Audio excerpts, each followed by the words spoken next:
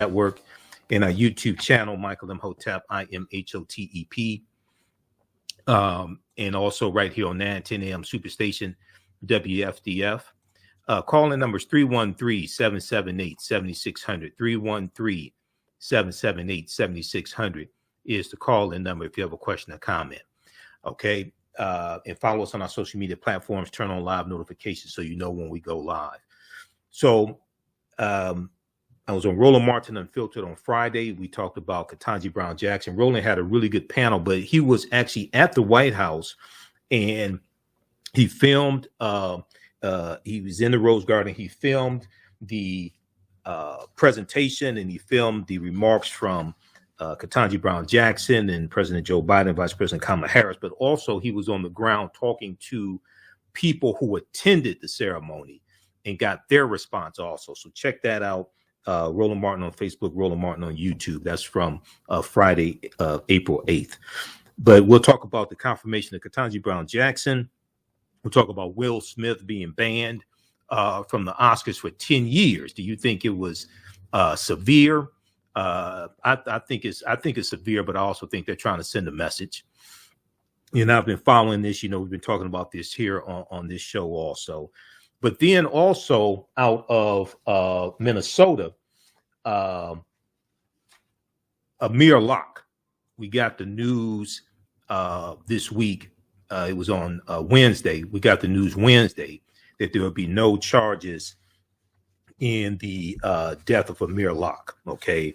So Amir Locke was 22 years old, African-American man, and he was legally armed, and the police entered into an apartment. He was at his relative, I think it was his cousin, and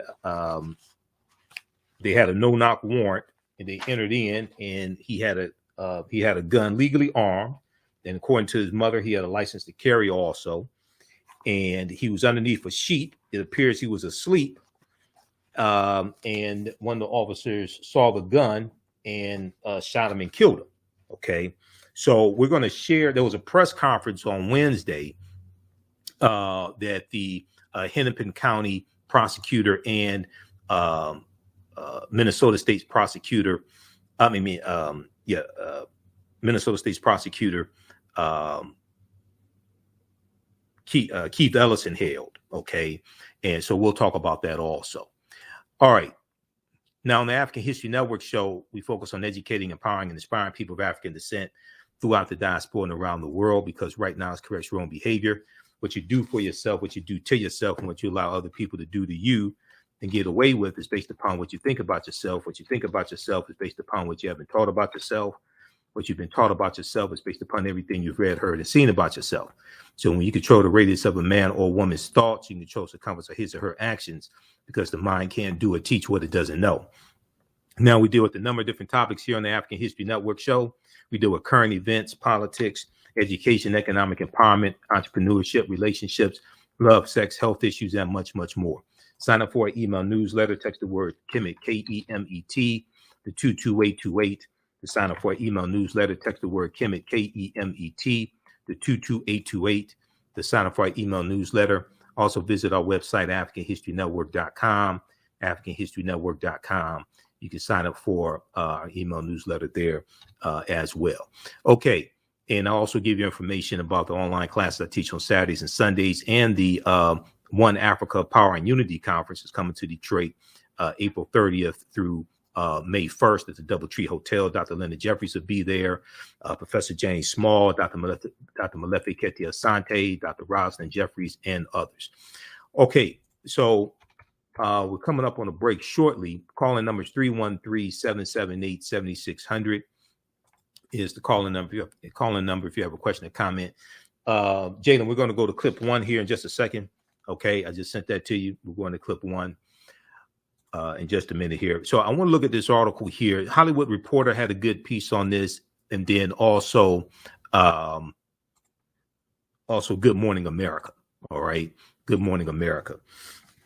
And to get more information on whether this was too severe or not, I reached out to my girl, Nikki Rich, who hosts the Nikki Rich Show. Nikki Rich interviews celebrities for a living. She's been on the red carpet. She has been to the Oscars. She's interviewed people at the Oscars. So I talked to her Friday, right before I did Roland Martin's show. And she said she thought the 10 years was severe also. She thought maybe 2 years would be more in line. Okay. She thought 10 years was severe. Okay. So you can check out Nikki Rich on YouTube and Facebook. All right. Let me pull up this article here from Good Morning America in just a second here. So Good Morning America had a piece. Academy bans Will Smith from attending Oscars for 10 years. Academy bans Will Smith for attending Oscars for 10 years. So this is from Friday, April 8th, 2022. And I want to pull this up here. Okay, so the Academy of Motion Pictures, Arts and Sciences Board of Governors has banned Will Smith from attending any Academy event or program, including the Oscars, for 10 years.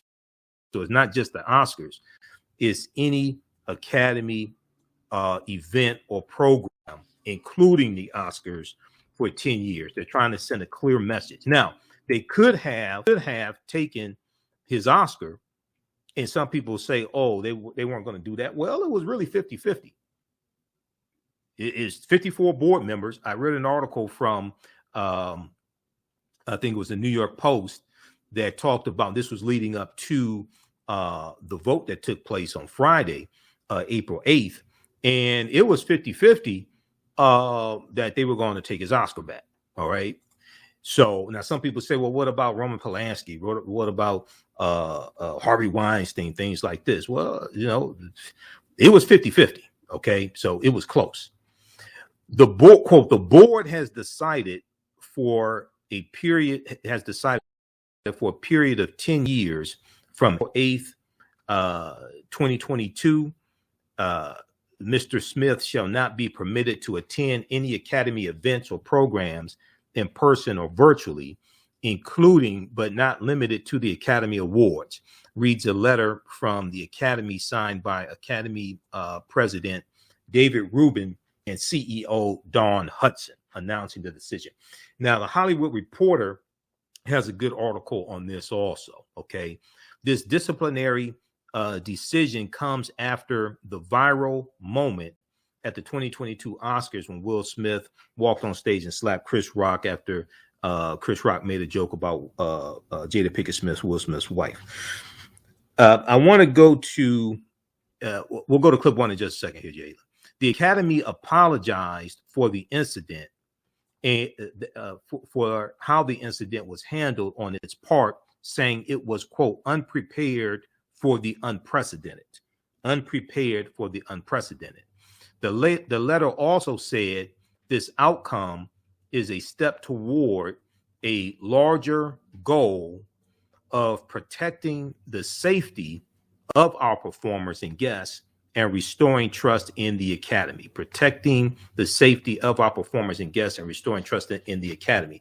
The Academy concluded by saying it hoped this, quote, can begin a time of healing and restoration for all involved and impacted. Now, I want to go to clip number one here. This is clip one, should be from Good Morning America, NBC News. I want to go to clip number one from NBC News from Friday, April 8th. Let's go to clip number one, Jalen. Big news here. The Academy Board of Governors banning Will Smith from all Academy events for 10 years, a decade. Want to get right to it. NBC News correspondent Steve Patterson is following this for us from L.A. Steve, good to talk to you. What did the Board of Governors say here? Well, Yasmin, start with the decision and the obvious. 10 years without one of Hollywood's biggest stars is a long time compared to what many experts were expecting or predicting. And it's a definable amount of time, which makes it a lot less likely that they'll all of a sudden go back on their decision. This is a sentence of 10 years. Obviously, it's far from the harshest penalty that could have been levied, which would have been to take his Oscar away entirely. That's not happening. The statement also doesn't say anything about and being blocked from being nominated or winning again if he is nominated, and penalties as severe as those were not expected in the first place. In really the history of the Academy, there's very little precedent for that happening. Not to mention, we've heard over and over again about the outcry. Former winners like Harvey Weinstein kept his Oscar, Roman Polanski kept his Oscar, and so on. We did get a statement from the Academy. President David Rubin said, quote, "This action we are taking today in response to Will Smith's behavior is a step toward a larger goal of protecting the safety of our performers and guests and restoring trust in the Academy. We also hope this can begin a time of healing and restoration for all involved and impacted." That's directly from the Academy. They deliberated for about 3.5 hours. And remember, they moved up this date. They wanted to make this announcement today to move on from the whole Will Smith saga. Jasmine? We hearing anything from Will Smith's camp or Chris Rock's camp with all this happening? Will Smith has really been silent since he's made, obviously a repeated number of statements in the week that, that slap occurred. Chris Rock has been almost entirely mute. He's given a few comedy shows where he's warned the crowd, look, I'm not going to talk about this. I'm not going to say anything. I'm not ready to make a statement or a comment. I think when both of those guys are ready to talk, it will come in an official format. It will. Okay, we'll pick this up on the other side of the break. Back that up about 20 or 30 seconds, Jalen. Calling numbers 313-778-7600. 313-778-7600 is the call-in number if you have a question or comment. Also, when we come back from the break, we'll talk about Judge Ketanji Brown Jackson being confirmed to the U.S. Supreme Court, and we'll talk about the ceremony that was held in the Rose Garden on Friday. We talked about this on Roland Martin Unfiltered. You're going to hear from some African-American women who talk about the impact that this has and also what needs to happen in the 2022 midterm elections. You listen to the African History Network show. I'm Michael Imhotep. We'll be back in a few minutes. The work that I do is larger than the fashion industry. It's larger than the art world. And I believe that I was born to bring newness into this world. I'm Kaima McIntyre. I'm 24 years old and I'm an artist. I create everything from paintings to jewelry design, metaphysical jewelry to be specific, and fashion design. The only reason why my prom dress went viral is because people needed it. Within a few days of going viral, Notori Naughton reached out to me and she's like, I saw your dress, can you make me a dress? I was equally as shocked to be asked by a celebrity to design their dress at the age of 17. That's just one person, and the list just continues to go on to Janet Jackson, to Tyra Banks. It really hits home. That means that the discussion is happening on the grounds in real time. Welcome back to the African History Network show right here on 910 AM, the Superstation, the Future Radio. I'm your host, Brother Michael Imhotep. It is Sunday, April 10th, 2022, and we are live. Calling numbers 313-778-7600. 313-778-7600 is the calling number if you have a question or comment. All right. So right before the break, we were talking about Will Smith being banned from the Oscars for 10 years. Some people think it's severe.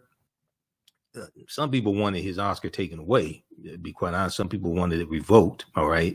Coming up in a few minutes, we're going to talk about Judge Ketanji Brown Jackson also being confirmed to the White House. And on Friday, there was a ceremony in the Rose Garden to celebrate that as well. So you're going to hear a clip of that. And I was on Roland Martin Unfiltered. We discussed all of this on his show also. Okay, Jalen, let's go back to this clip here from NBC News. Occurred. Chris Rock has been almost entirely mute. He's given a few comedy shows where he's warned the crowd, look, I'm not going to talk about this. I'm not going to say anything. I'm not ready to make a statement or a comment. I think when both of those guys are ready to talk, it will come in an official format. It will come in some sort of big interview. But no, we've heard nothing so far from this point of statement or even from when that happened at the Oscars. What about with the Board of Governors making sure something like this never happens again? I think obviously, look, the board wanted to make this statement today. They wanted to get this out of the way. That's number one. I think number two would be to address any safety concerns in the future, would be to maybe levy harsher penalties, maybe update the guidelines. That's all stuff that will come at a later date, maybe ahead of the next Oscars, maybe an announcement that comes further down the line. Remember, the meeting was supposed to be again about 2 weeks from now. This was moved up specifically for this reasoning. This is the reasoning that we got today. Yeah. And I'm imagining, Steve, this ban does not affect his wife, Jada. No effect or impact from the family. And again, no statement from the family that we've heard so far. Steve Patterson, thanks for being on this for us. We appreciate it. Okay. So that was from NBC News from Friday, April 8th. So I want people to understand the meeting of the Board of Governors, there are 54 members of the Board of Governors, that was supposed to take place April 18th. They moved the meeting up to April 8th because of the fallout behind all this. And we know that there have been different abductions and movies, things like that have backed away from Will Smith. Now, he's going to recover from this. This ain't the worst thing that somebody could have done. He's going to recover from this. But, I mean, this is an example of how, stupid actions can follow you. And, hopefully, I don't know exactly what's going on with their relationship, but hopefully, they can fix things, or if they're better separately or what have you, whatever. But, I mean, this is crazy. This happened on probably the biggest night of his life. Okay. Now there was a article from, we're going to clip 2 in just a second. Jalen, from clip 2 is from the Today Show. We're going to that in just a minute here. So there was a article from, which one was that? I think it was New York Post, Academy. Okay. Yeah. From the New York Post. This was from, I think this was Wednesday. So it was 2 days before the meeting. This is from where they updated it. It was originally from Wednesday. Okay. Academy split over confiscating Will Smith's Oscar on decision day. Okay. Academy split over confiscating Will Smith's Oscar on decision day. Because I'm telling you, some people wanted his Oscar taken back. Now, I think that's a bridge too far. I think that's going way too far, but still, it's like, hey, so read this one also from the Washington Post. Will Smith's Oscar trial is a stalemate, with Smith's fate over the slap slated to be decided today. The Academy of Motion Picture Arts and Sciences Board is reportedly divided on whether to confiscate the Hancock Actors Best Actor Award. They were reportedly split on whether to confiscate his Oscar or not. Okay, which would have drawn a lot of backlash as well if they did that to him. Okay, and you didn't take it away from Harvey Weinstein or Roman Polanski. But the other thing is, well, the counter to that would be, well, Will Smith did the infraction at the Oscars. So I think that would have been too far, but still. Okay, now I want to go to this second clip here. This is from the Today Show. Let's go to clip 2, Jalen. This morning, Will Smith is waking up to his first full day of a decade-long ban from the Oscars. The star will get to keep the award he won on the same night and is eligible for future nominations, but barred from all Academy-related events, in person or virtual, for the next 10 years. The Academy's Board of Governors coming to a decision 2 weeks after the on-stage slap that sent the star's life spiraling. The Academy calling Smith's behavior unacceptable and harmful, but acknowledged their own criticisms, admitting they did not adequately address the situation in the room. Smith, who reportedly refused to leave the show, responded in a statement, "I accept and respect the Academy's decision." It was a heavy blow, and something that he accepted in his statement. Senior Variety editor Clayton Davis says the penalty could have been even worse if Smith hadn't resigned from the Academy more than a week ago. He might have been expelled, and maybe he didn't want that thing. The worst effect would have been him banned forever and never being able to attend the ceremony again. This looked good. And with the star tied to several big-name projects, insiders wonder who will want to work with Smith. no one wants to be associated with that first project out the gate because it's all going to be about this. Now he has to rebuild that legacy and show real remorse for what happened. A complicated ending to Hollywood's favorite off-screen drama.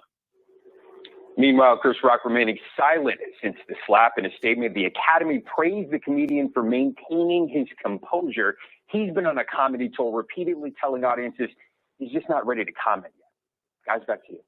All right, Steve, thank you for that. And Smith has said he knows he has real work to do. If you're Smith, you're probably a little relieved you didn't lose your Oscar. Yeah, well, there's certainly some other Hollywood legends, I guess legends is far too generous, who've done things that are far worse off screen, and they have kept theirs as well. The question will be next year, who delivers the Best Actress award, right? It's usually the guy who won the Best Men, the Best Actor the year before. Maybe Chris Rock. We'll see.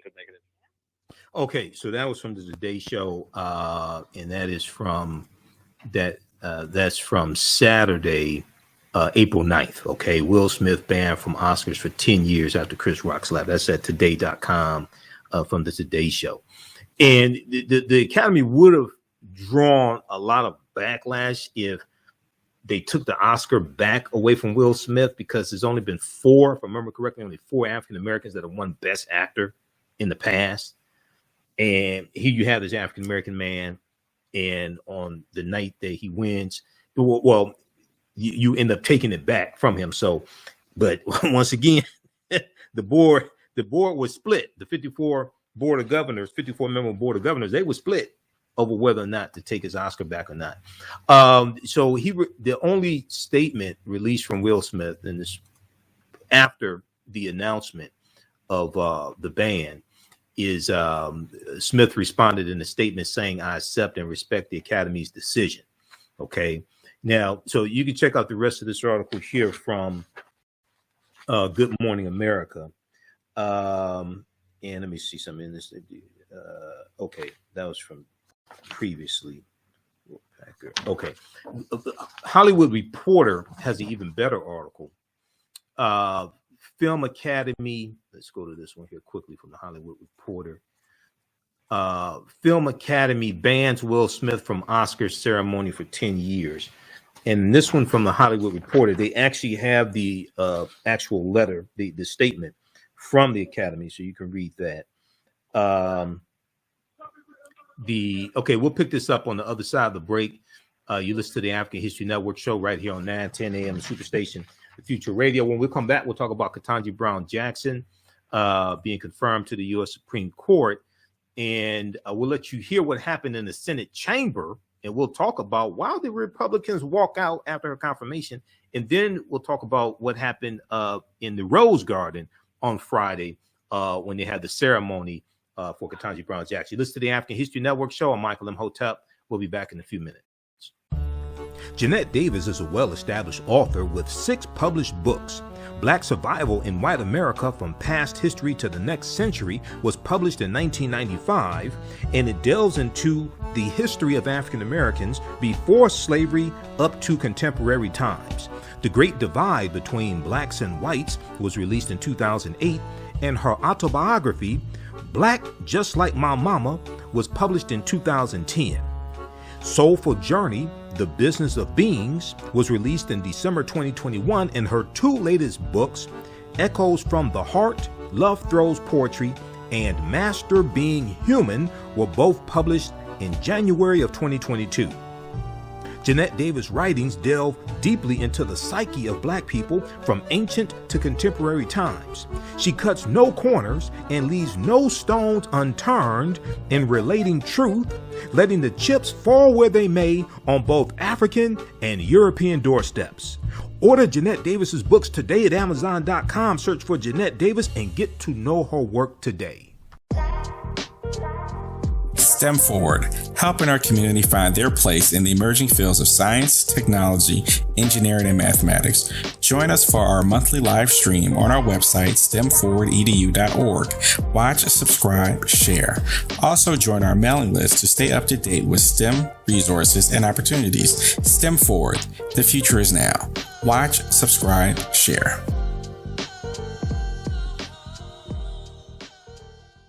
Welcome back to the African History Network show right here on 910 AM, the Superstation, the Future Radio. I'm your host, Brother Michael Imhotep. All right, calling number is 313-778-7600. 313-778-7600 is the call-in number if you have a question or comment. Okay, so very quickly here, we're going to clip 3, Jalen, just a second, from Roland Martin Unfiltered. Check out the article from the Hollywood Reporter as well. Film Academy, let me see, what does it say here? Film Academy bans Will Smith from Oscars ceremony for 10 years. They have the official statement in here also from the Academy, but there's a section here. Okay. The Academy, and then right here, many members of the industry have expressed outrage over Smith's behavior, which he himself called shocking, painful, and inexcusable. Some even called for him to lose the Oscar statuette that he was awarded and or his eligibility for future Oscars. Okay. He could have been expelled from the Academy, which would have been even worse than being banned for 10 years. He could have been expelled. So this could have been a lot worse for him. And then let's see here. Okay. So then they have the official statement down here from President Rubin and Hudson of the Academy also. So you can check that out as well. Okay, I want to go to this clip here. This is from Roland Martin Unfiltered. This is from Friday, April 8th. And we talked about this for a few minutes on Roland's show. Here's what happened. Let's go to this clip, Jalen. The verdict is in for the Motion Picture Academy. They are banning Will Smith from attending any Academy events, including the Oscars, for 10 years. The Academy decided today that barring the blockbuster actor will be the consequence of him slapping Chris Rock during the Oscar ceremony last month. The Academy's Board of Governors also accepted the Smith's membership resignation. Smith also issued a statement where he said that he will accept the punishment from the Academy as a result of his actions. If I'm looking for that statement, this is so I'm looking for it. Of course, remember he issued an apology on March 28th, but again, he has said that he accepts their decision. Kelly, is 10 years too damn long, or is it justified? I don't even know how to answer that properly. Easy. Say yes or no. I mean, I don't have an opinion on whether it is, justified or not. Should he be banned? Sure. I mean, if that is the repercussion for slapping another celebrity on stage during Hollywood's biggest night, absolutely. But I also am conflicted with the fact that it seems a tad hypocritical given the history of racism with the Academy. So maybe because he made a huge spectacle and because the media dragged it on and on and on, maybe that's why they felt like they had to give him 10 years. But I can't help but go back to the fact that when Hattie McDaniel was nominated for an Oscar as the first Black woman to ever get an Oscar, she had to come through the back just to accept the award. It was just like a lot of hypocrisy there, as if this is like the first scandal that the Oscars have ever encountered, and that this is the only celebrity that has ever done something so egregious. I mean, in the grand scheme of things, this was not the most egregious thing that has happened at the Oscar Awards. So should he have slapped Chris Rock? No. Does he need to be punished? Yes. Whether 10 years is, justified, I mean, it depends on how you look at it. This is the statement here. I accept and respect the Academy's decision. Matt, do you believe this is fair and just? No, I don't think it's fair and just. I think it's way overboard, and I think it's for the Academy to look like they're actually doing something. We're talking about one of the biggest celebrities in the entire world. He wouldn't get 10 years for this slap if he were actually criminally prosecuted. Obviously, it'd be different in incarceration, but the point is they want to look like they're doing something. It doesn't actually matter. I think it's overkill, and I don't think it has any measurable effect on Will Smith or his career. Michael. Well, Roland, number one, I thought it was going to be something excessive when I saw the article from CNN on Wednesday saying that the Academy, the Board of Governors, were moving their meeting up from April 18th to April 8th. So I said, I think they're about to lower the boom on them. I think this is something excessive. I reached out to somebody I think knows more about this than me, my girl Nikki Rich, who interviews celebrities, and she said she thought it was excessive also. She's been to the Oscars, things like that. So I think they were trying to send a message as well that something like this would not be tolerated, but I think 10 years is excessive. I think so as well. I think 5 years certainly is more than enough, but I think 10 years is indeed excessive as well. You can pause right there. Okay. So we discussed that briefly on Friday as well. Okay. Now I want to get to this this next story here. Now but once again, this is an example of how actions have consequences. And, if you're in a toxic relationship or something like that, I'm not saying Will Smith is, but if you are, it could affect your behavior. And then we know that also, even though eventually in the long run, he's going to be all right, we do know that there are a number of different projects that he's involved in that are being put on hold right now to see how all this turns out. So we'll see what happens here. Now, I want to go to this next story here, and this is dealing with Judge Ketanji Brown Jackson. So we talked about this on our show. Let's see, was it Thursday? A Thursday show when the confirmation hearing, when the confirmation vote took place. Okay, when the confirmation vote took place. So the vote was 53-47. 3 Republicans did the right thing. Only 3. 3 Republicans did the right thing and voted for Judge Ketanji Brown Jackson. And we talked about this on our Thursday show, but I know we're on 2 hours earlier on Sunday than we are Thursday, so a lot of people don't hear the show during the week. If you look at this article here from NBC News, okay, we're going to clip 4 in just a second, Jalen. Biden marks historic confirmation of Ketanji Brown Jackson to Supreme Court. Biden marks historic confirmation of Ketanji Brown Jackson to Supreme Court. The Senate confirmed Jackson on Thursday to be the first Black woman to serve on the High Court, with 3 GOP senators joining all 50 Democratic caucus members. Those 3 senators that did the right thing: Senator Mitt Romney of Utah, Senator Lisa Murkowski of Alaska, and Senator Susan Collins of Maine. Now, you may be asking, well, what about Senator Tim Scott of South Carolina? He's Black. Wouldn't he vote for the sister? No, he didn't. We got an interesting article on that also. President Joe Biden hosted Judge Ketanji Brown Jackson at the White House on Friday to celebrate her historic confirmation by the Senate.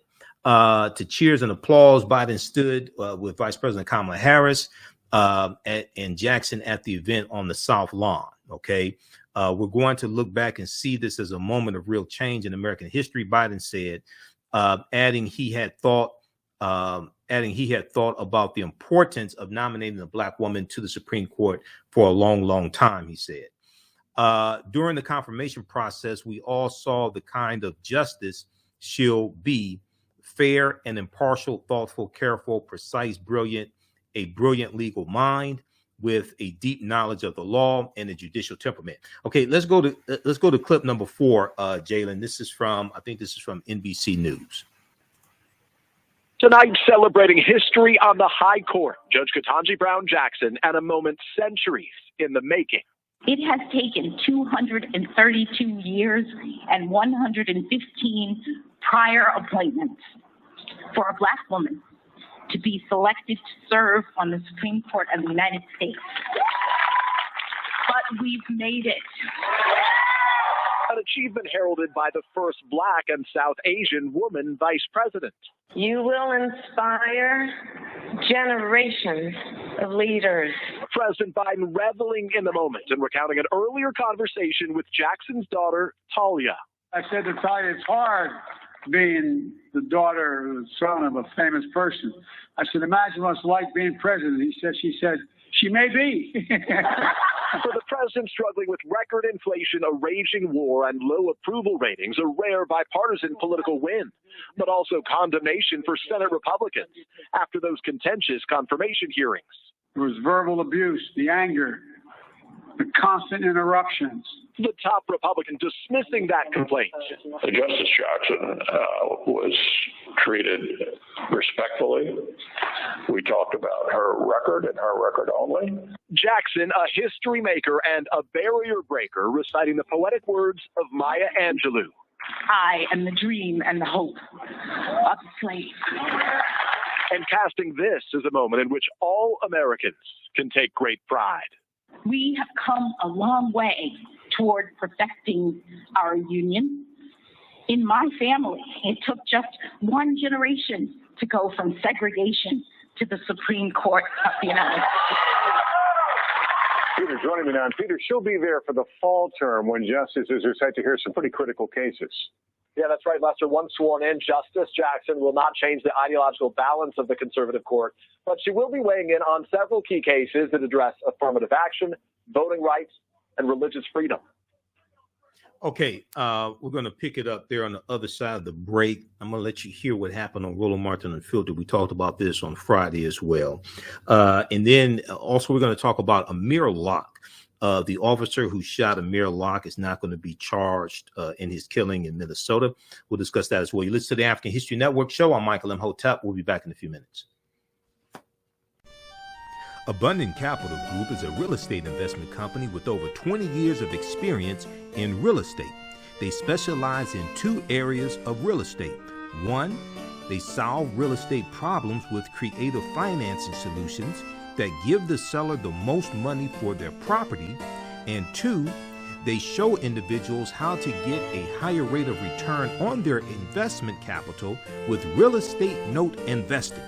If you are looking to sell or need to sell your property, here is what they provide.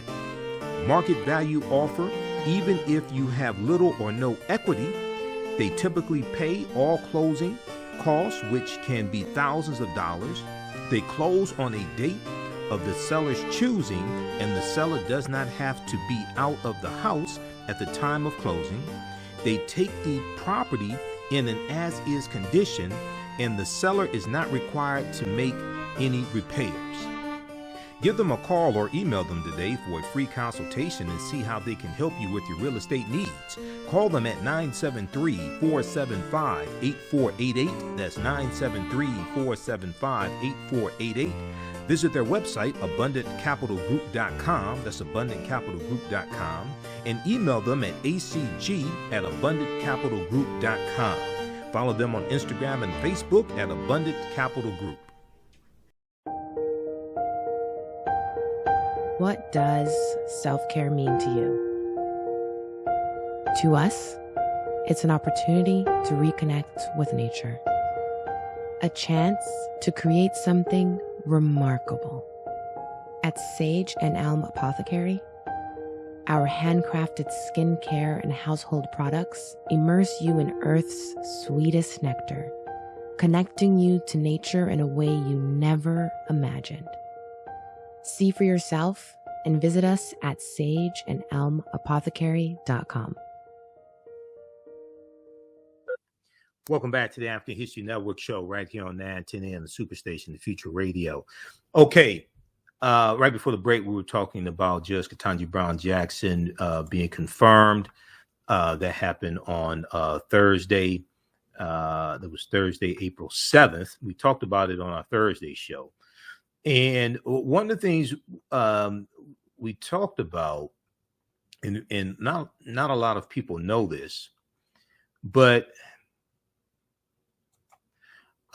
we talked about the real reason why some of the Republicans kept talking about pedophilia and her ruling on cases regarding pedophiles. Okay. How many people remember Pizzagate? 2016, you had Edgar Madison Welch, who was following an internet conspiracy theory. And he went to the Kemet Pizzeria, the Kemet Pizza restaurant. He was following this internet conspiracy theory. He's a North Carolina man who fired an assault rifle inside of the Washington, D.C. pizzeria, the Kemet Pizzeria, Kemet Ping Pong restaurant, as he chased down an internet rumor related to Hillary Clinton. Okay, he chased down an internet rumor related to Hillary Clinton. Okay, so the shooting took place December 4th, 2016 in Washington, D.C. Edgar Madison Welch was 28 years old. And he drove a number of hours. Instead of contacting the police about this internet rumor, he took it upon himself to drive a number of hours, and he goes to the pizzeria and shoots it up. Prosecutors say he was self-investigating an online conspiracy theory dubbed Pizzagate that claimed that the Kemet Ping Pong restaurant was harboring a child sex trafficking ring with connections to influential Democrats. And they were supposed to have the children in the basement, but there was no basement to the Kemet Ping Pong restaurant. Washington police and the FBI denied the theories had any substance. It's more stupid nonsense like QAnon. Okay? And now it's even deeper than this. Check this out. Federal Judge Ketanji Brown Jackson said Thursday that even though Welch didn't harm anyone, his unsound actions, quote, literally left psychological wreckage, end quote, according to the Associated Press. Ketanji Brown Jackson was the federal judge who sentenced this idiot to 4 years in prison. She was the judge that presided over the Pizzagate shooting case. Okay, she was that judge. So some of the Republicans already had it in for her, and they are tapping into the QAnon faction of the Republican Party. This is why they kept talking about these child pornography cases, things like this. But basically, her sentencing fell in line largely with sentencing guidelines. They were just making this stuff up and this is going to be a talking point for the 2022 midterm elections. Read the rest of this article here. Now, I want to go let's see. Let's go. I want to go to this next clip here. And this is from Roland Martin Unfiltered. This is from Friday. And Roland is speaking with a couple of his panel specifically for Ketanji Brown Jackson and the ceremony that they had at the White House. Let's go to clip 4, Jalen. Clip 5. Turn out. Glenda, one of the things that I have consistently tried to convey to the audience on this show is that, yes, we can be mad, we can be frustrated, we can say we haven't gotten what we wanted. But the reality is this: sitting out is not an option. What we have to understand is that somebody is going to win. And then when President Joe Biden said today that he has appointed more black women to the appeals court than all previous presidents combined. But people have to understand, these judges, their lifetime, they can choose to stay life. We had Judge Vanessa Gilmore on the show yesterday. She just retired in January, but she spent 28 years on the federal bench. Ruth Bader Ginsburg passed away on the bench. And so we talk, people say, well, man, I don't really see how it matters. Guess what? The president can only be there a maximum number of 8 years. These judges can be there 20, 30, 40, 50 or more so years. Yeah. President Biden is living his values of diversity and inclusion. And he started that on the campaign trail when he committed to nominating a black woman to the Supreme Court. He then committed that he was going to have a woman as a running mate for vice president, and he chose a Black woman to be his running mate. His cabinet is one of the most diverse cabinets. On that front row, you had Secretary of HUD Marcia Fudge sitting on the front row of that press conference today. His White House staff is filled of diversity, and particularly Black women, all the way up to senior level staff members. And his administration looks like America. That's progress. We are living in some of the most politically divisive times. And so there's work to be done, as Cliff said. We need to change the configuration of our Congress. And then we need to get to work to holding our elected officials accountable and creating the environment for our champions to push progressive policies. So what do we need to do? We need to elect, as much as we celebrate today, we've never elected a Black woman governor. Although Kamala Harris ascended to the front of the chamber as the president of the presiding over the U.S. Senate, there was 0 Black women sitting in the Senate to cast their votes. And so this year in 2020 in November, we have an opportunity to elect governors with an S, Black women senators with an S. We have the most number of Black women running for office up and down the ballot. And when you have diverse decision-making tables, they make better decisions. And certainly, I believe that Justice Brown Jackson is going to show that when you have diverse benches, like the Supreme Court, those benches make better legal decisions. To that point, in terms of moving forward, Rebecca, as I said, she ascends. She says, finally, we are now here. But the point that we have to keep making is more history can actually unfold. There can be more federal judges, more district judges, more appeals court judges filling the pipeline. So it's not just the one. Now is an opportunity for us to keep pressing. And the reality is, I said this last night, you've got critical Senate races. If Democrats are able to hold the majority and expand the majority, we can guarantee that there are more Black federal judges. And then there's some sister out there who was younger than Judge Ketanji Brown Jackson who could be appointed. Donald Trump and McConnell, they appointed a 35-year-old white woman who was only 11 years removed from law school.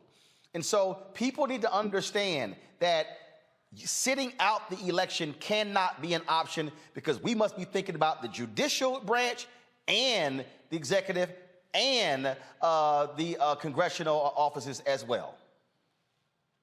So I run a national nonpartisan voting rights organization. And one thing that I really want to point out here, since the 2020 election, there have been so many laws across the country that suppresses the right to vote.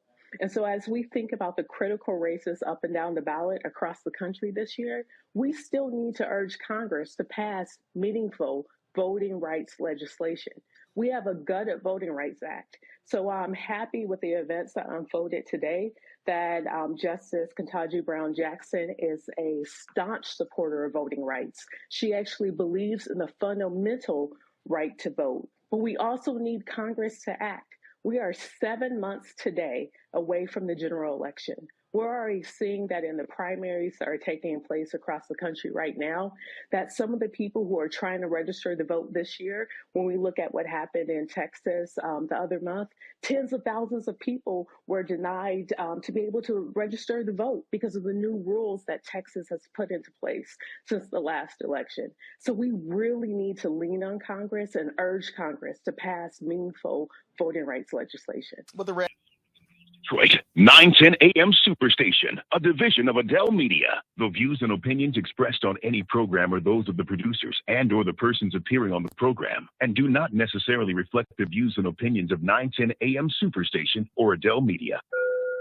Welcome back to the African History Network show. All right, the calling number is 313-778-7600. 313-778-7600 is the calling number if you have a question or comment.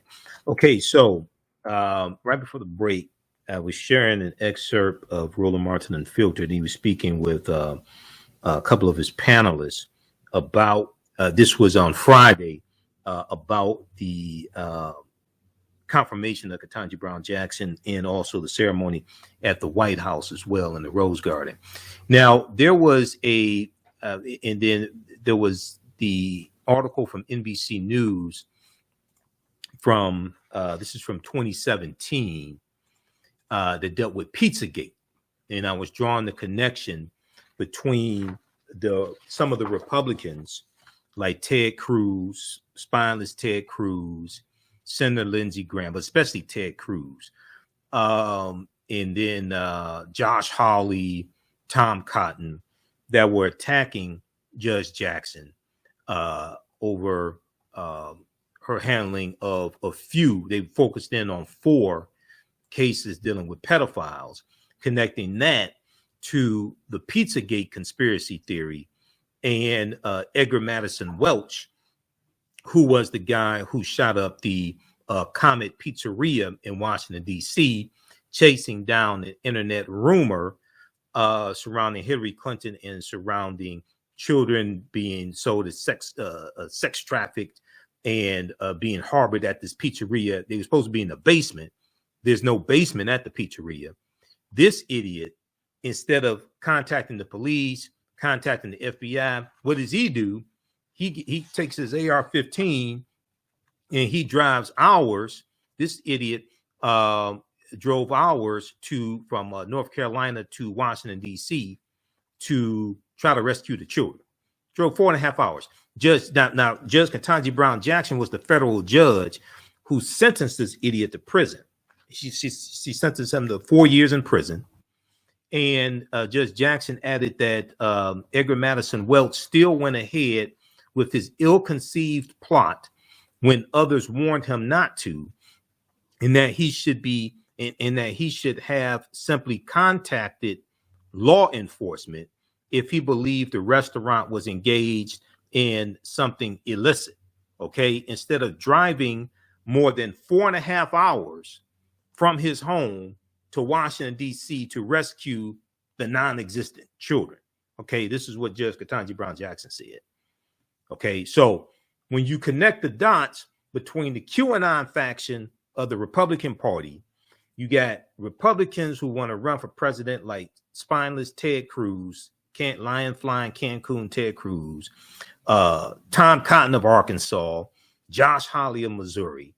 They're using this to gin up, especially the crazy QAnon followers, okay, for the 2022 midterm elections, but also they're going to use this as a springboard for the 2024 presidential election as well. Okay, now I want to go to clip number 6. I want to go to clip number 6 because we'll go to that in just a second, Jalen. Clip number 6. At the 59:40 mark, because Roland goes to the panel about this, and I'm on the panel. If we look at the article from, I want to look at this article here from this one here from the Washington Post. Okay, which one is this here? Okay, Washington Senate confirms Jackson as first Black woman on Supreme Court. Okay, so read this one from the Washington Post. NBC News also has a good one as well. And the vote was 53-47. Okay, now what's interesting is that when Thurgood Marshall was confirmed to the U.S. Supreme Court in 1967, the vote was 69-11. 69-11. He got a lot more Republican support. All right, but now it's only 3 Republicans. This is how partisan, how divisive Congress is. And they're towing the line for Donald Trump. All right. This is why the 2022 midterm elections are so crucial. Jackson's tally fell considerably short of those earned by previous trailblazing nominees, such as Thurgood Marshall, the first Black justice, who was confirmed 69-11 in 1967, or Sandra Day O'Connor, the first woman who was confirmed 99-0 in 1981. Okay, now she is more qualified than anybody else on the Supreme Court, but you only had 3 Republicans that voted for it. So there was an interesting article from, what was that from? It was dealing with Senator Tim Scott, independent.co.uk, and this article, Black Senator calls Joy Reid vile, V-I-L-E, vile, after she slams him for voting against Ketanji Brown Jackson. So you had 3 white Republicans that voted for her, but Senator Tim Scott couldn't find it in, he couldn't bring himself to vote for her, which is, I mean, you would think the 3 white Republicans would give Tim Scott like some type of cover, or, well, I think what it was, I think Senator Mitch McConnell didn't give him permission to vote. I think that's what it was. If we look at this one here quickly from the Independent, let's go to this. Then we'll go to the other clip, Jalen. Black senator calls Joy Reid vile after she slams him for voting against Ketanji Jackson. The senator calls Miss Reid's critique offensive and ridiculous. Now, first of all, she's married, so it should be MRS instead of MS. Whoever wrote this for the Independent, do a little research. Joanne Reid is married. The Republican U.S. Senator Tim Scott lashed out.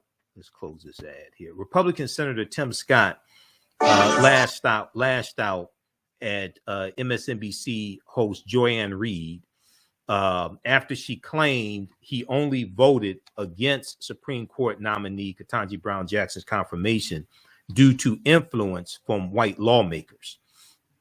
All accuracy.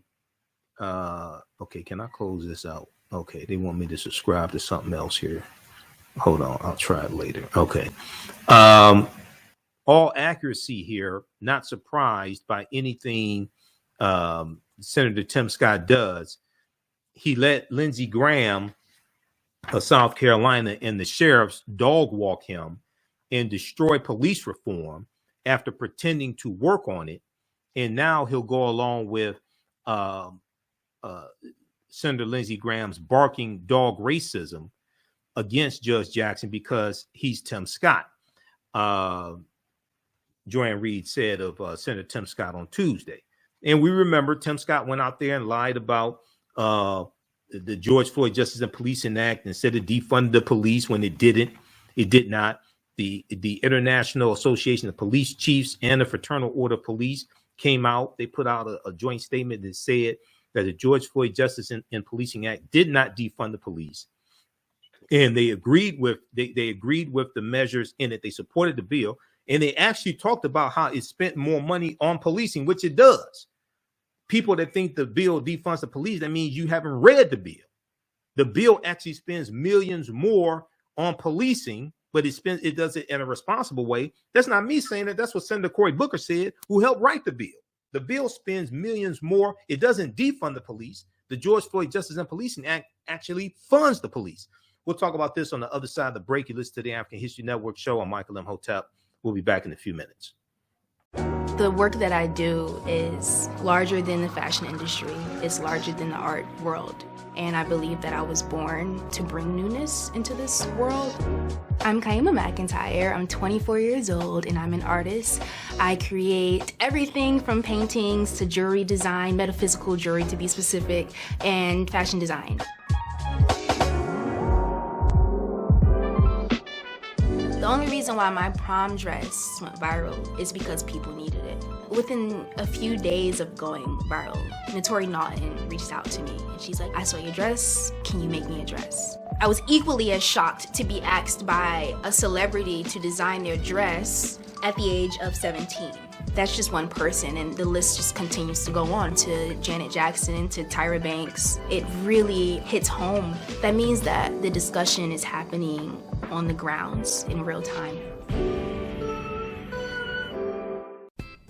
iRedify is a Black-owned digital platform that showcases Black and Brown cultures and people. The books on the platform are written by African-American authors, Afro-Caribbean authors, African authors, and so much more. Kids 14 and under can read ebooks, listen to audiobooks, and complete learning activities. Kids can even write in the books digitally. Get unlimited access to everything on the platform for only $8.99 a month at iRedify.com. Sign up for your membership today. Mental health and well-being have long been a taboo subject in the so-called African American community. So I enlisted the help of mental health experts, thought leaders, and activists to help kill the ghost of Willie Lynch and heal from post-traumatic slave syndrome. We experience trauma a lot of times on a subconscious level. So sometimes something happens to us and we know that it's traumatizing, but we don't really recognize the extent of the trauma. Welcome back to the African History Network show right here on 910 AM Superstation, the Future Radio. I'm your host, Brother Michael Imhotep. All right. I want to go back to the article I was looking at, and then we're going to go to clip number 6 here in just a second here, Jalen. Clip number 6 from Roland Martin Unfiltered, because he goes to his panel. If we look at it, so this piece here from The Independent deals with remarks from Senator Tim Scott, the only black senator in the Senate, and he did not vote for Judge Ketanji Brown Jackson, who's more qualified than anybody else on the Senate. I mean, anyone else on the Supreme Court. And 3 white Republicans voted for her. But Senator Tim Scott, who is rumored wants to run for president in 2024. I hope he does, because he's going to be made a fool of. And he's up for re-election also in 2024 also. He called, in response to Joanne Reed's comments, he called her vile after she slammed him for voting against Judge Ketanji Brown Jackson. Now, the article goes on to say, Lindsey said it himself, it's fine to be black and have ambitions to rise in Lindsey, South Carolina, as long as you are conservative enough. Meaning, as long as you do and think what Lindsey and his clan tell you, clan with a C, but you could replace it with a K if you wanted to, but clan with a C for these purposes here. Meaning, as long as you do and think what Senator Lindsey Graham and his clan tell you to, she continued sharing a 2020 Guardian story, Guardian.com, about comments Lindsey Graham made during a televised campaign event. 2 days later, Senator Tim Scott responded to Joanne Reed's comments during an appearance on Fox and Friends. Now, Senator Tim Scott is not going to come on MSNBC. He ain't going to go on Joanne Reed's show. He's not going to go on Roland Martin Unfiltered. Okay. I don't know why, but he'll run to Fox and Friends. He'll run to Fox News. So Senator Tim Scott said, what is so offensive about Joy is saying is that a black man cannot think for himself, but you're not thinking for yourself. Senator Tim Scott is like white supremacy through ventriloquism, as Dr. Michael Eric Dyson says it. He said, I have to follow somebody else. This is the most ridiculous thing I've ever heard. Well, let's look at this. Following somebody else, okay? 46 Republicans voted against her, only 3 voted for her. So who are you following? 46 Republicans voted no. Only 3 Republicans voted yes. So it looks like you're following the majority of Republicans, Tim Scott. He said, but it reinforces the liberal elite's approach to minorities who will not fall in line and do what they tell us to do. So read the rest of this here. Read the rest of this article. But Tim Scott should go on Joanne Reed's show or come talk to black media. He won't do that. Senator Tim Scott won't do that. Okay. He knows he's going to get destroyed.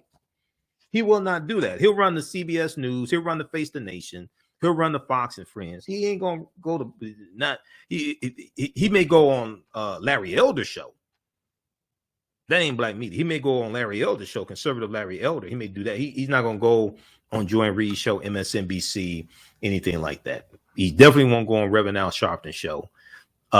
He won't go on Roland Martin Unfiltered. I don't even think he'll do Don Lemon's show. Maybe he has, but I don't even think he'll do Don Lemon's show. But okay, let's go to clip. Let's go to clips. Let me see if I got this queued up. I want to go to clip 6. So this is from Friday also.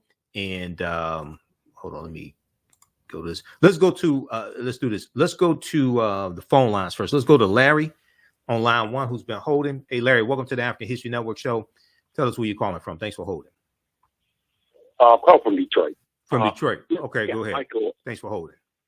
Yeah, I'm getting a really loud echo. You getting a really loud echo? Yes. I'm not sure why you're getting a loud echo, but you are. Let's see. Hold. Let's just check something here. Okay, you're not on speakerphone, are you? No, I'm not. Okay. Check it. Hey, do me a favor. Check the line. Check the line there, Jalen. He said he's getting an echo. All right, Larry, go ahead and speak. Hello? Yeah, he said, go ahead and speak, Larry. Oh, okay. I'm sorry. Michael, listen, you said that, the midterms are, something that, that's really, that really is so very vital and important. But yeah, not only that, but the types of qualifications that Judge Ketanji Brown Jackson has, that's also, who could meet those types of qualifications that she's met? She's probably one of the most qualified people on the Supreme Court. Do you think that you're going to, after taking her through such a, I don't know what do you even call that? I missed something that you said, Larry. You said, I think they're going to go after her or something? What? No. Do you think that they'll ever elect another black person, period, with her qualifications? If they took her through everything and she's got all those qualifications, she's probably one of the most qualified Supreme Court justices ever to be elected to the bench. Okay, so and they took her through what they took her through. So do you think after her, do you think that they'll ever elect a male or female black person to sit on the Supreme Court? Okay. I think what we need to do, we need to be really concerned about that, because this is why. Because if she's so qualified to do that, okay, to sit on the bench with those qualifications that she has, all the things she has going for her, she's actually sat, in that position or in a position like that. But then, if someone else is going to follow her, let's say that Biden has to elect someone else, who can he put there? Oh, there's a number of people he could. There's a number of people who could. We don't know. There's a number of people. Don't know. No, Larry. Larry. There's a number of people he could put there. Leandra Kruger, J. Michelle Childs. There's a number of African American judges. He may nominate one of those people, Michael, but they're not going to put them there. And the reason why they're not, because they set the bar so high for Judge Ketanji Brown Jackson. And no other person has those type of qualifications. You don't have to have. No. Larry, slow down. You don't have to be as good as Judge Ketanji Brown Jackson to be on the Supreme Court, because most likely the previous 115 Supreme Court justices didn't have the same qualifications as her. So you don't have to be as good as her to be on the Supreme Court. No, because the other 8 on the Supreme Court. Just a second. The other 8 don't have to. The other 8 are not as qualified as her. What's important, and Senator Lindsey Graham said this during the confirmation hearings. He said if Republicans get back control of the Senate, there are not going to be any more confirmation hearings like this. Okay, he said this. Mitch McConnell basically said this when he was interviewed by Axios this past week. Mitch McConnell basically said the same thing. If Republicans get back control of the Senate, people have to understand the Senate is the branch that holds the confirmation hearings, not the House of Representatives. If Republicans get back control of the Senate, they will shut that down, just like they did Merrick Garland. But in 2014, Democrats lost control of the U.S. Senate. In 2016, when President Barack Obama nominated Merrick Garland, they did not hold, Mitch McConnell was in control of the Senate. The Senate majority leader controls when the confirmation hearing takes place, or if there's a confirmation hearing, or if there is not one. They did not have a confirmation hearing for Merrick Garland, and after a year, that nomination expires. They will block it, just like they did 103 federal bench nominations that President Obama did also. They did not, they blocked those as well. Go ahead. Michael, here's the other part that I feel threatened by. I feel more threatened by. We don't even know, as Black people, we do not know what her stances are on, for example, these whole issues about redistricting. I mean, things that are really relevant to Black people. We don't even know what that judge's stance are on those issues. And not being in the majority. And we are going to have to find out after these things are actually presented to the court, that they happen to get there to be heard. We don't know what her positions are or what her stance are on issues that are critical to Black people. Okay, so Larry, okay, thanks for calling. So she's been a champion on voting rights, civil rights, and she's going to be much better than Clarence Thomas. I tell you that right there. Okay, so we're coming up here on the break. You listen to the African History Network show right here on 910 AM Superstation, The Future Radio. I'm your host, Brother Michael Imhotep. We'll be back in a few minutes. STEM Forward, helping our community find their place in the emerging fields of science, technology, engineering, and mathematics. Join us for our monthly live stream on our website, stemforwardedu.org. Watch, subscribe, share. Also join our mailing list to stay up to date with STEM resources and opportunities. STEM Forward, the future is now. Watch, subscribe, share.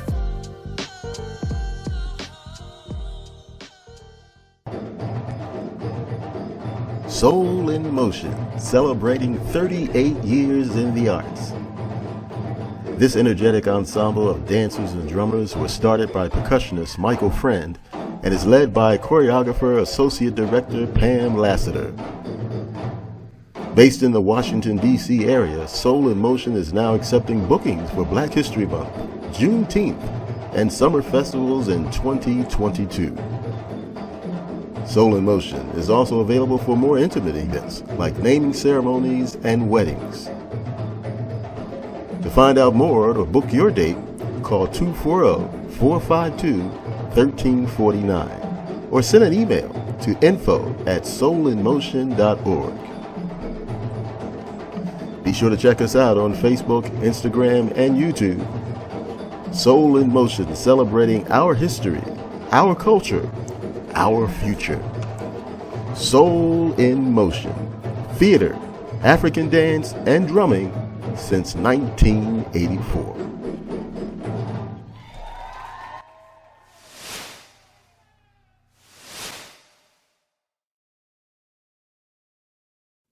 Welcome back to the African History Network show right here on 910 AM, the Superstation, The Future Radio. I'm your host, Brother Michael Imhotep. All right, it is Sunday, April 10th, 2022, and we are live. All right, I want to go to this clip here. This is from Roland Martin Unfiltered. This is from Friday, April 8th, and I was on this panel. We were talking about the confirmation hearing, but also the ceremony that took place in the Rose Garden. Let's go to this clip, Jalen. Folks, about an hour ago, the White House released the first official portrait of Judge Ketanji Brown Jackson. This is it right here. That is her first official portrait. There, of course, there will be the actual Supreme Court photo once she is sworn in and she is actually provided her Supreme Court justice robe. My panel, Matt Manning, civil rights attorney, Kelly Bethea, communications strategist, Michael Imhotep, host the African History Network show. I also hope folks watching understand what you just witnessed is what happens when you support Black-owned media. Because just so y'all know, the White House at the event we were all behind the barricades, and when it was over, they would not let us actually go interview the people who were attending. I was not particularly happy with that. Yes, I've already made my feelings known about that. I said it kind of don't make any sense having all these folks here. We can't actually talk to them. So we had to actually leave the White House grounds, Lauren Burke and I walked all the way around to the, literally, the entrance was like right there. But we had to literally go out the White House, go all through the front, to the side, to capture those folks there. And so that's what we did. And there were no other media out there. And so it was important, I felt, for us to hear from those voices, the people who were sitting in there. And so that was important. So when y'all support us, when we're able to buy the cameras, send staff, in this case, that was me, to do these things, that's why it's important. Because otherwise, if you watch the other network shows, all you're going to see are just the speeches from the platform. No, the reaction was also critically important. And Kelly, I'll start with you. That was the thing that you saw that, you know, especially each one of those black women, they remarked about what they saw, what they heard. And when she quoted Maya Angelou, that also really brought it home. It really did. I've been kind of sort of emotional most of this afternoon, primarily because of this speech, and just seeing what Justice, soon to be Justice Brown Jackson, has gone through. It just was a reflection of what I've seen so many other black women go through, trying to get to where they are in their respective careers and their respective positions. The vitriol, the ridicule, the belittling, the diminishing of accomplishments on the side of the bigots, and then on the side that is right, the side of the black woman trying to get to where she is, the grace that she had to exhibit, the poise she had to exhibit, the joy she had to exhibit in order to be presentable and be deemed worthy, even though she already is. The level of excellence was just above and beyond in those confirmation hearings. And while she was already worthy, it was evident during these confirmation hearings that she was the one who was supposed to be on this bench. And finally, seeing that it was a bipartisan support, even though it was only, 3 Republicans who voted for her. The fact that there was some modicum of decency on the GOP side to confirm her, the fact that she has been affirmed by the President of the United States and every single colleague who matters in her regard, it just felt like anything is possible today. This was a wonderful way to end a stressful week, for sure. And I can only imagine what she is feeling as the first Black woman Supreme Court Justice. I am so excited for her. I'm excited to read her opinions. I'm excited to hear recordings of her on the bench. I'm excited to read the books that inevitably will come out on her behalf, books that she will write.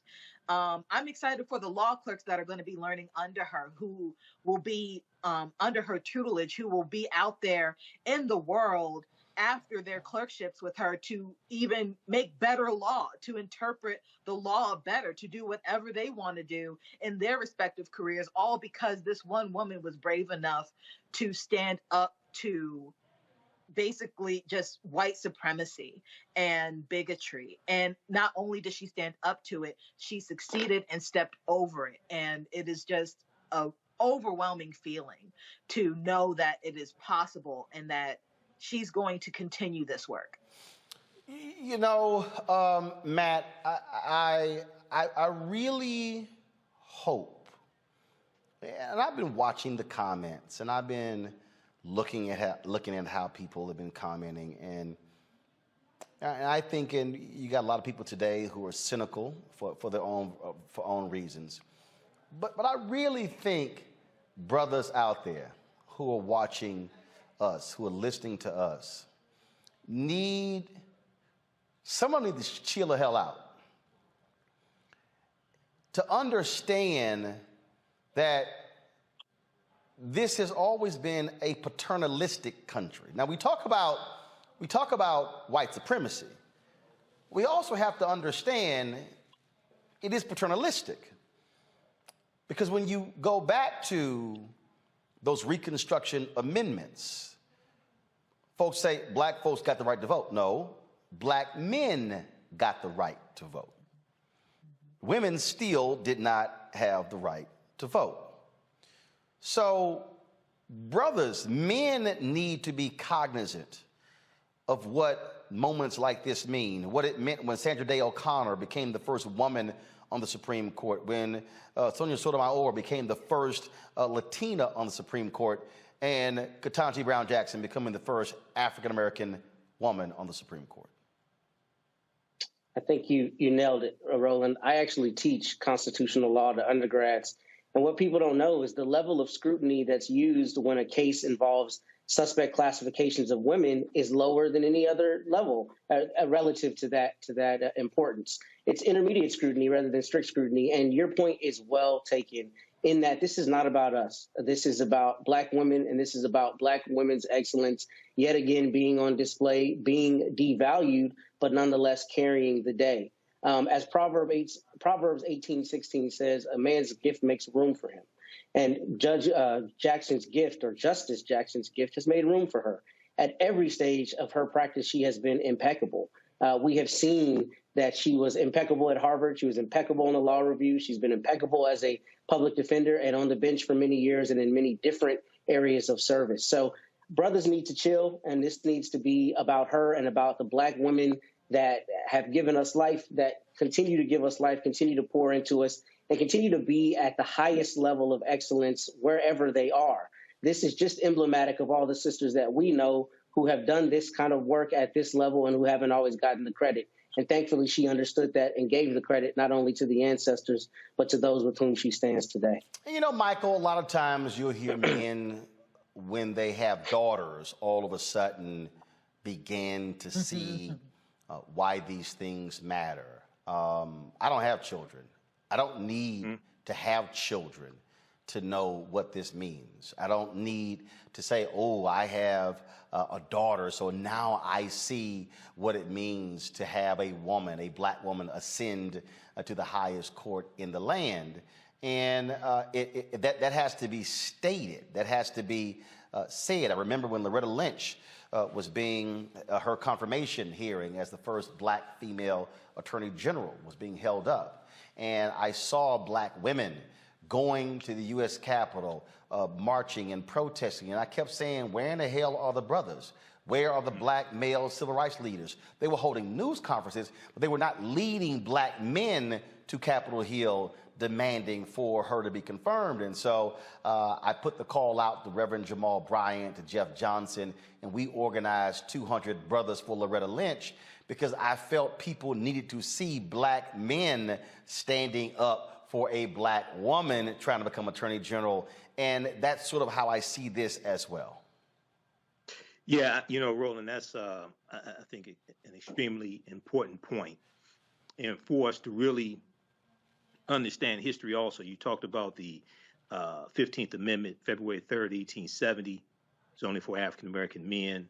It wasn't until the 19th Amendment, 1920, that women got the right to vote, but that was largely white women, because in those former Confederate states where they still had Jim Crow laws and poll taxes and things like this, African-American women couldn't vote either. Okay, so and then when you look at the civil rights movement, and you know this, Roland, you've talked about this as well.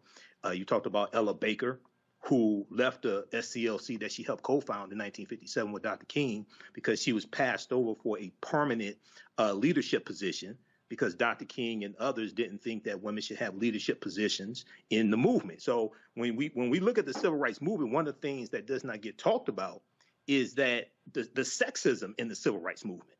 Okay, the civil rights movement was largely led by male Protestant reverends, ministers, things like this. So there was sexism, even though we love Dr. King and others and Ralph Abernathy, things like this. There was sexism there. So we're still dealing with a lot of that today. So, you know, this is monumental, but we have to connect this to the vote. Everything is connected to the vote. Politics is the legal distribution of scarce wealth, power, and resources, and the writing of laws, statutes, ordinances, amendments, and treaties, their adoption, interpretation, and enforcement. Here, and all you have to do is look at the Republicans who walked out of the Senate chambers yesterday after she was confirmed. The only one that was left behind was Mitt Romney, who voted for her, and he was clapping. You see all these white men walking out in disgust, okay, because that was not supposed to happen. And then you look at the comments from Senator Mitch McConnell when he was interviewed by Axios, and he's telling you, look, if Republicans take back control of the Senate, they're going to block any more Supreme Court nominations, but also federal bench nominations as well. So we can celebrate today, but this is a war. And this white nationalist party, they're playing for keeps. We don't understand history. Indeed. All right, folks, got to go to a break. All right, pause it right there, man. Pause it right there. Hey, pause it right there. All right, hey, Jalen, man, I like that Imhotep guy. We need to get him on the show next Sunday. All right, when we come back from the break, I want to go to clip 7 when we come back from the break. So I want you all to hear the final vote in the Senate that took place. That was 53-47, and then I want to go to this clip because the dean from the sister from Howard University's law school is going to talk about the significance of this confirmation as well. You listen to the African History Network show. I'm Michael Imhotep. We'll be back in a few minutes. Welcome back to the African History Network show right here on 910 AM Superstation, the Future Radio. Okay. Okay. I just sent you this clip here on Amir Locke, Jalen. So cue that up, please. Also, I'm going to try to squeeze that in. Okay. The previous segment that I just played, my two co-panelists, Kelly Bethia and Matt Manning, they are both attorneys. So they understand the significance about Judge Jackson's confirmation more than the average person. All right. So I want you to understand that. And Matt Manning teaches constitutional law as well.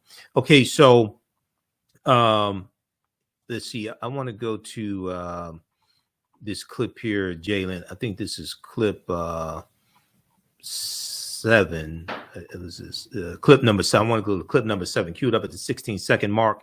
U.S. Senate confirms Judge Ketanji Brown Jackson for the U.S. Supreme Court. This is from C-SPAN, and this is how the final count went. This is the Senate confirmation vote. Let's go to this clip, Jalen. On this vote, the yeas are 53, the nays are 47, and this nomination is confirmed.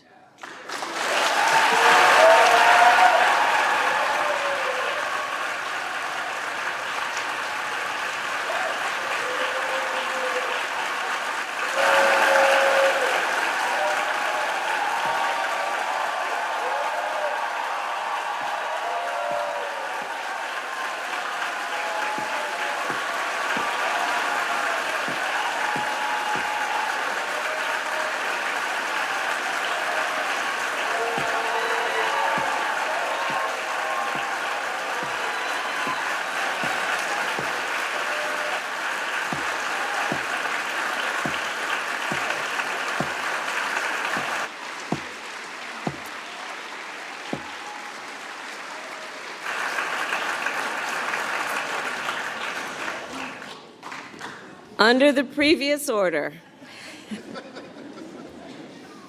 the motion to reconsider is considered made and laid upon the table, and the President will immediately be notified of the Senate's action. Madam President, very happily, I note the absence of a quorum.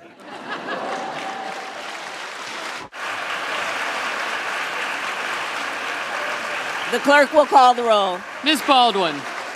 Okay, so what happened was you could see on the screen, you could see Senator Mitt Romney standing by himself clapping. You saw little Ted Cruz walk behind him and walk in the other direction. You saw a bunch of old white Republicans walking out after the final vote was read, okay, because they are disgusted.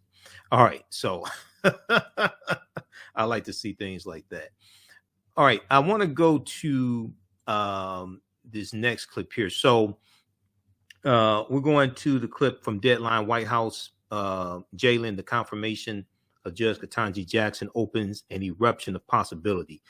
You're going to hear from the dean and professor of Howard University's law school, Daniel Holly Walker, who is going to talk about the significance of this. Once again, she has a law degree. She's an attorney. She understands the significance of this more so than the average person. Let's go to this clip, Jalen. The yeas are 53, the nays are 47, and this nomination is confirmed.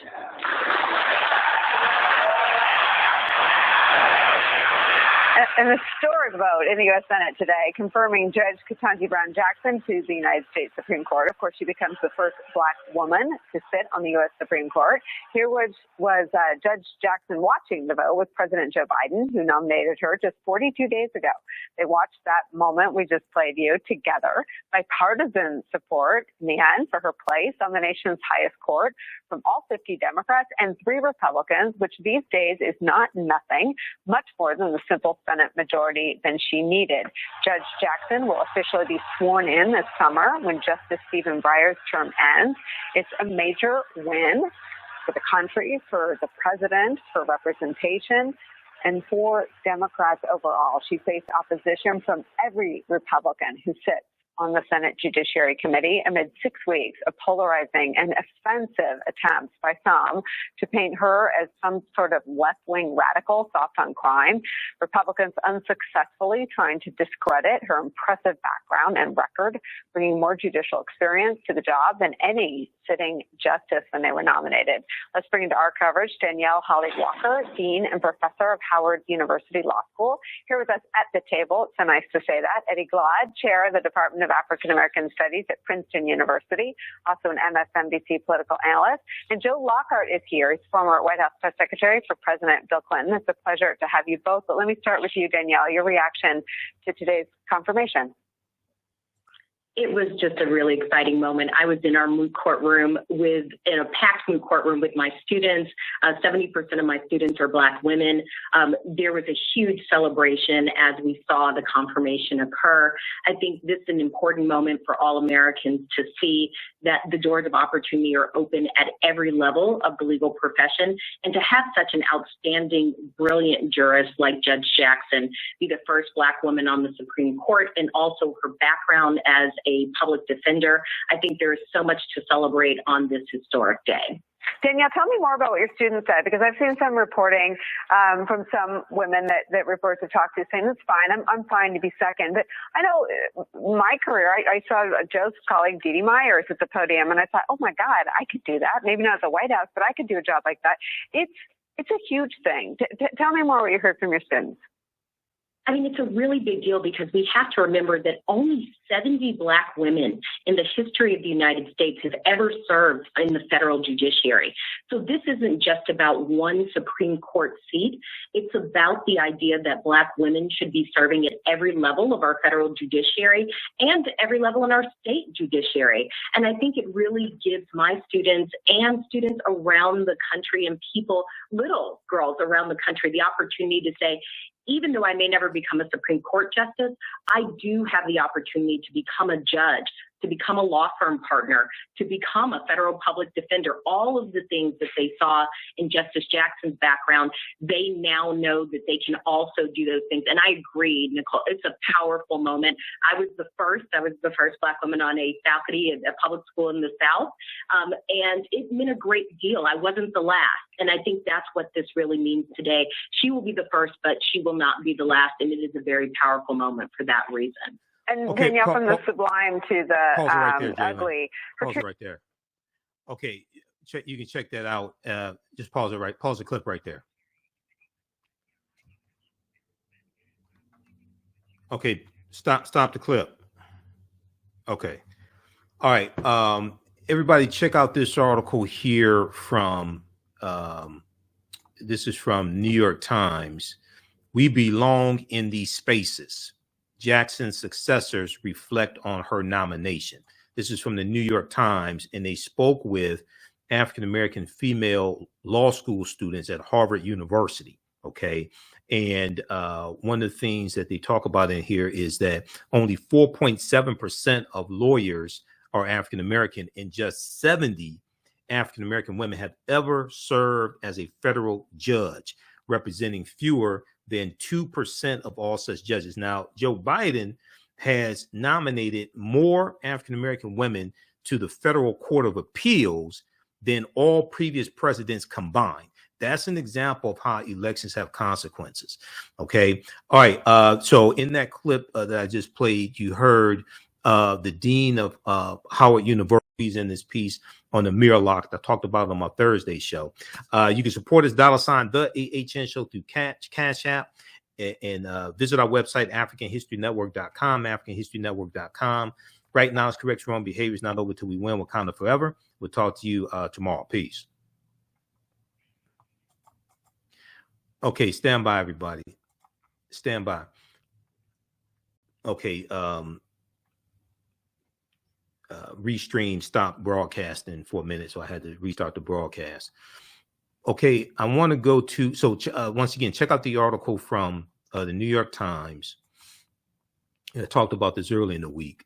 Name of this article is We Belong in These Spaces. Jackson's successors reflect on her nomination. Okay, and they spoke with African-American female law at Harvard University, for this piece. Okay, so Wednesday, April 6th, we got the news about Amir Locke and no charges in the killing of Amir Locke in Minneapolis, Minnesota. Okay, back in February. So I talked about this on our Thursday show, but I want to go to this article quickly, and I want to go to this clip here that deals with this. And we dealt with the press conference that was held by Hennepin County prosecutor and also Minnesota State prosecutor Keith Ellison. If we look at this piece here, police won't be charged in death of Amir Locke, black man shot in no-knock raid. There's insufficient admissible evidence to file criminal charges in this case, Hennepin County Attorney Michael Freeman and Minnesota Attorney General Keith Ellison said. Now, this is from April 6, 2022. This is from April 6, 2022. No charges will be filed in the death of Amir Locke, a 22-year-old African-American man who was shot by a SWAT team officer during a raid with a no-knock warrant in Minneapolis in February. Officials announced on Wednesday. Hennepin County Attorney Michael Freeman and Minnesota State's Attorney Keith Ellison said in a general statement that after a thorough review, quote, there is insufficient admissible evidence to file criminal charges in the case. Inadmissible, there's insufficient admissible evidence, insufficient admissible evidence to file criminal charges in the case. Locke's mother, Karen Wells, said Wednesday afternoon after the decision was announced, I'm not disappointed. I am disgusted with the Minneapolis. Now, the statement from Mike Freeman, the county attorney, and Keith Ellison, state's attorney, said the state would be unable to disprove, quote, beyond reasonable doubt, end quote, elements of Minnesota's use of deadly force statute that would have authorized use of force by Mark Hanneman, the officer who shot Amir Locke. The burden of proof is on the prosecution. Hanneman, in written statement, said he feared for his life. His body camera showed Amir Locke's gun pointed in his direction. Now, Keith Ellison made the point that they weren't saying that Amir deliberately pointed the gun at the officer because he probably didn't even know that these were police coming in. He had a sheet over his head. He was probably asleep. His mother said he was a sound sleeper. But the body camera footage, and they talked about this at the press conference, show the gun pointed in the officer's direction. Okay, so officers are within the law to use deadly force if they are encountered with deadly force.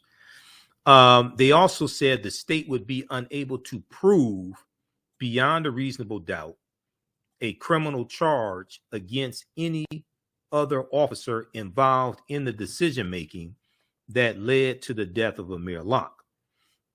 Locke was killed February 2nd after officers stormed into the apartment he was in and found him on the couch covered in a blanket.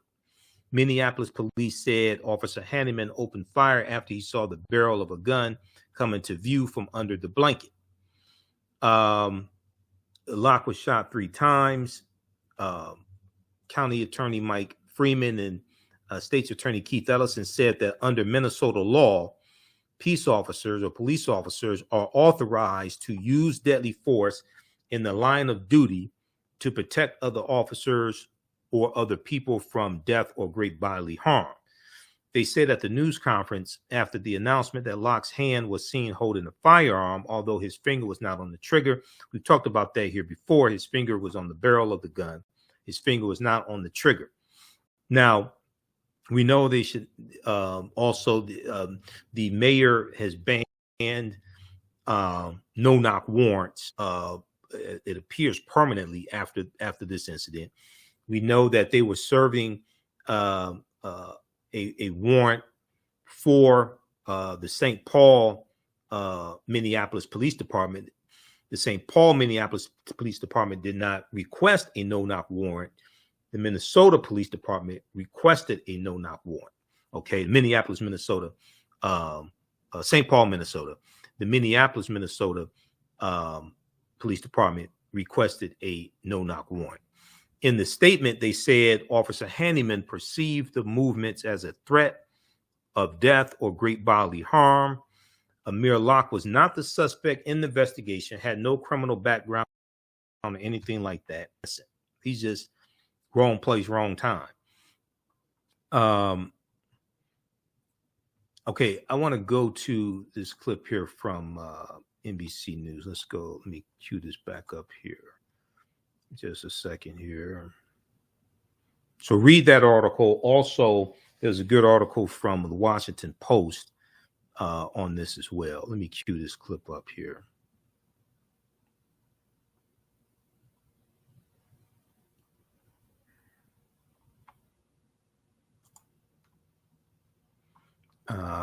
Okay, hold on. Let me get the right clip.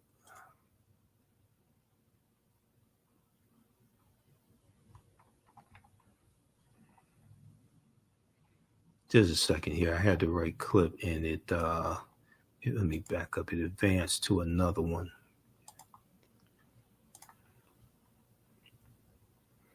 Okay, this is from okay, no charges filed against Minneapolis police. This is what I want.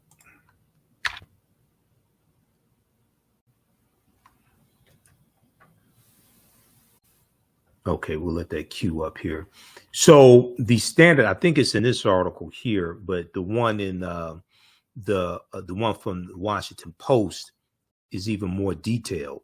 The standard is what a reasonable officer would do in a situation. Now, I've said before, also the laws need to be changed as well. The laws need to be changed as well. This one right here from the Washington Post. Okay, this is a really good article that gives more detail, more background information. This one from, let me see here.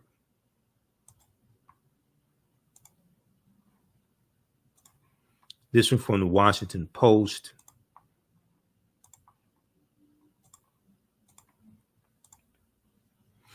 Police won't be charged in shooting of Amir Locke during no-knock raid. April 6, 2022. Okay. And one of the things they talk about in here is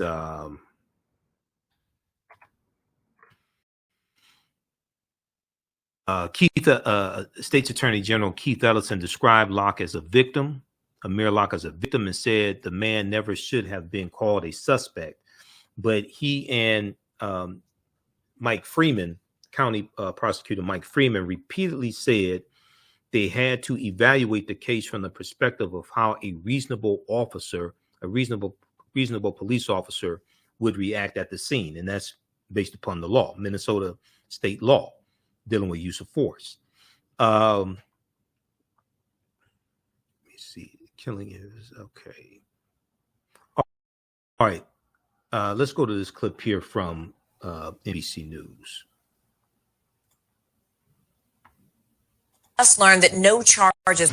We are following breaking news out of Minneapolis, where we've just learned that no charges will be filed against police in the death of Amir Locke, a black man killed during a no-knock warrant. NBC News correspondent Shaquille Brewster has been following the story for us. Shaq, bring us up to speed for people who are just tuning into this case. I mean, who was Amir Locke and how was he killed?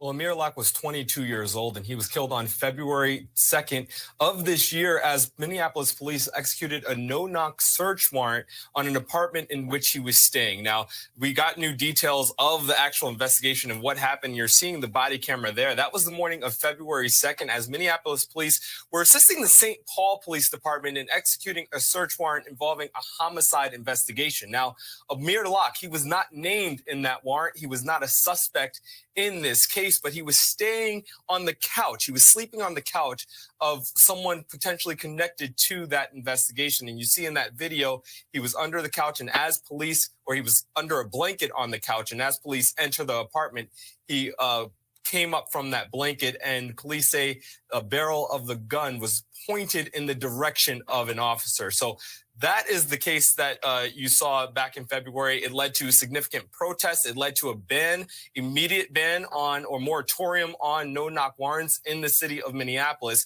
And today we have that information and that news from the Hennepin County Attorney and then the Attorney General for the state of Minneapolis saying that no charges will be filed against the officers involved in that raid.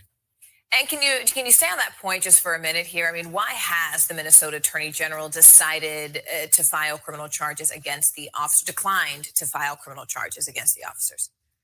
Yeah, and I'll read a bit from that statement. But before I do, one thing that we heard from both of those leaders, the leader of the state investigative body and the county investigative body, they said that Amir Locke was a victim here. They made that very clear, and they underscored again that he was not a suspect in this case. They said, quote, he should be alive today, and his death is a tragedy. But later on, and you see there was a press conference that they just wrapped up in the past couple of minutes. Later on, they detailed that after a thorough review of all available evidence, however, there is insufficient admissible evidence to file criminal charges in this case.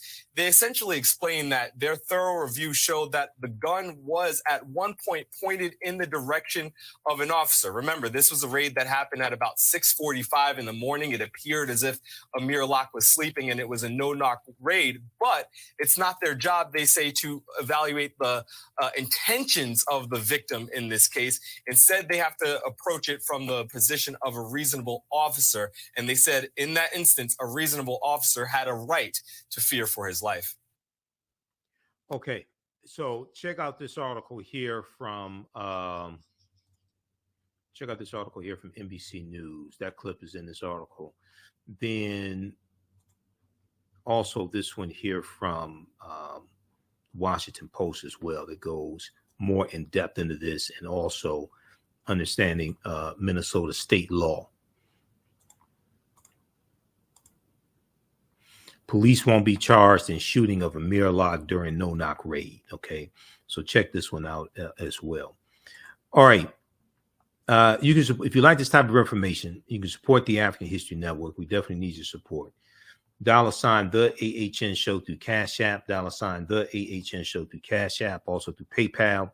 PayPal.me/the AHN Show. So it's, I know people can send it through YouTube. It's better if you send it to Cash App or PayPal because YouTube takes a third of the donation and they only pay out once a month. Okay. And then you have to reach $100 in donations before they pay out. So they hold it for some time. So the Cash App or PayPal, we get it instantly. All right. This is our official Cash App account, $ the AHN Show through Cash App, $ the AHN Show through Cash App, also through PayPal, paypal.me/the AHN Show. We have the information on our website, AfricanHistoryNetwork.com. So when you go to our Cash App account, the official account is $ the AHN Show, SHOW. It says Michael and shows my picture there. These other ones here are fake African History Network Cash App accounts. I'm trying to get them shut down. And we have the link here, and then we have the yellow donate button for PayPal also. You can register for the online classes that I teach on Saturdays and Sundays, from the Civil War to the Civil Rights Movement and Black Power, 1865 to 1968, and then also Ancient Kemet, the Moors, and the Maafa, understanding the transatlantic slave trade, what they didn't teach you in school. Okay. And we deal with thousands of years of history, what leads up to the transatlantic slave trade taking place. You can watch, we have 10 weeks of the class on demand. We're going to do at least one more class, but the class is discounted. It's regularly $130. It's on sale $60. So as soon as you register, you can start watching content on demand. We have 10 weeks of the class on demand. Watch at your own pace. Even after the course is over with, you still have access to the full class. You can still go back, watch the full course as much as you want to. So it doesn't expire or anything like that. And then on Sunday, I teach from the Civil War to the Civil Rights Movement and Black Power, 1865 to 1968. Okay. And that class, we do a history starting in 1803 up to the Civil War. And then we do a Reconstruction, Jim Crow era, Civil Rights Movement, Black Power Movement, Civil Rights Movement, Black Power Movement, Great Migration, all of that history. Okay. We have a bundle pack. You can register for both classes for $100, regularly $260. All right. So we have the information right on the homepage of our website, AfricanHistoryNetwork.com. I do a PowerPoint presentation. We have book references, articles, video clips. You can use this information with your children. I would say the information is PG-13. Okay. You can use this information with your children also. So we have the course bundle. You get both classes for $100. And we'll post this link here as well. All right. And then you can, April 30th, Saturday, April 30th through Sunday, March 1st, the One Africa Power and Unity Conference is taking place at the DoubleTree Hotel in Detroit. So we're going to put this website on our website, AfricanHistoryNetwork.com. I just posted the link here. You can register for the conference. You can come in person, or you can live stream it from around the world. So they have tickets between $50 to $135. It's a 2-day conference. And you're going to have some of our great scholar warriors there.